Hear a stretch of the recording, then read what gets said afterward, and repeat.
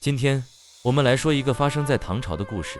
這個故事藏着一個佛家流傳千年的秘密，它能解釋為什麼有些人明明很努力，卻像被霉運纏身，而有些人不管遇到什麼困難，總能逢凶化吉。其實，改變命運的齒輪，往往只需要3秒鐘的轉念。故事發生在開元年間，長安城外30里，有個叫周家坳的村子，戶主叫周顯德，是當地出了名的大商人，做的是絲綢生意。20年下來，攒下了偌大的家業，良田百亩，僕人成群。但命運這個東西，從來不會讓人太得意。那一年春天，周顯德遇到水匪，整整3船的絲綢，一夜之間全沒了。到了夏天，周家的老宅莫名其妙起了一場大火，所有的資產也都化為灰燼。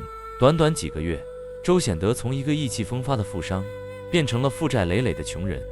那段時間，他整夜睡不着觉，心裡全是苦澀和怨恨。他恨水匪，恨大火，恨老天爺不長眼。有時候，他甚至恨自己当初為什麼要辛苦打拼，反正結果也是一場空。就在他快要崩溃的時候，他家門口來了一個雲游的僧人。僧人穿着一身洗得發白的袈裟，看着狼狽的周顯德，眼神裡沒有同情，只是淡淡的說了一句：“你家後院那口井已經枯了很久了吧？”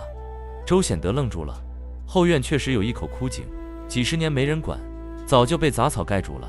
僧人微微一笑，留下一句莫名其妙的話：“枯井之下有甘泉，頻率未至不得其門。”說完，轉身就走。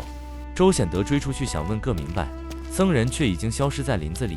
那天晚上，周顯德做了一個夢，夢裡他站在枯井邊，井底黑漆漆的，卻傳來陣陣低沉的誦經聲，讓他渾身發麻。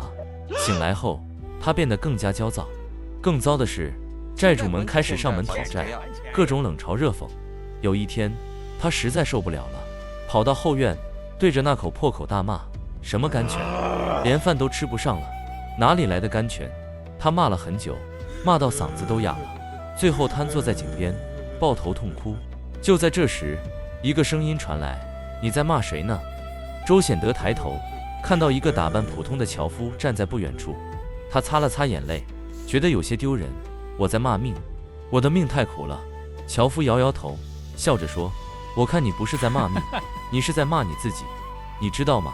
這個世界上有一種東西，看不見摸不着，卻決定了你會遇到什麼事。什麼東西？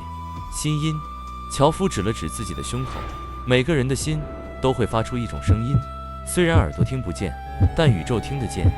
這和那位僧人說的頻率是同一個道理。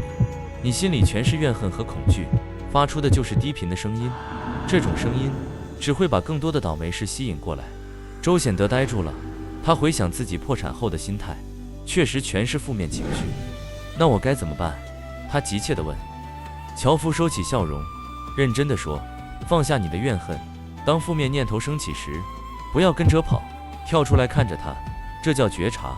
然後把念頭轉向平靜和感恩，這叫轉念，這就是改變頻率的鑰匙。”說完，樵夫告訴他一個方法：去終南山的斷崖寺吧，那裡能幫你找到這把鑰匙。周顯德把家裡僅剩的1點銀子分給妻兒，獨自背上行囊前往斷崖寺。一路上風餐露宿，吃盡苦頭，但奇怪的是，他的心態卻慢慢變了。他開始留意路邊的風景，開始感激那些給他一口水喝的陌生人。在斷崖寺的3天裡，他什麼也沒做，就是跟着寺裡的僧人打坐念經、劈柴、挑水。一開始，他的腦子裡還是會冒出水匪、大火、債主的畫面，但慢慢的，他學會了看着這些念頭，不加評判。奇蹟發生了。第3天傍晚，當他再次看着天空時，心裡感受到了一種前所未有的寧靜。那些壓在心頭好幾個月的重擔，突然之間輕了。下山後，周顯德像變了一個人，雖然依舊一貧如洗，但他不再抱怨，他開始主動去幫助別人，哪怕只是幫鄰居修補屋頂，或是把僅有的一個饅頭分給乞丐。他的頻率徹底改變了。神奇的事情隨之發生，一位曾經受過他恩惠的老朋友找上門，給了他一筆小本錢。憑着多年的經商經驗和現在豁達的心態，短短3年，周顯德竟然東山再起，生意做得比以前更穩固。而那口枯井也在1個雨季後重新湧出了清澈的泉水。這就是佛家的秘密，把你的心想象成一台收音機，抱怨、憤怒、恐懼是低頻頻道，播放的永遠是倒霉事，而感恩、平靜、喜悅是高頻頻道，專門接收宇宙的好運。當爛事發生時，試着停下來，覺察它，轉變它，3秒鐘的轉念就是你重寫命運的開始。為何世人常說你的命運往往只掌握在你的一念之間？正是這個意思。我是廣元，希望今天的故事能對你有幫助。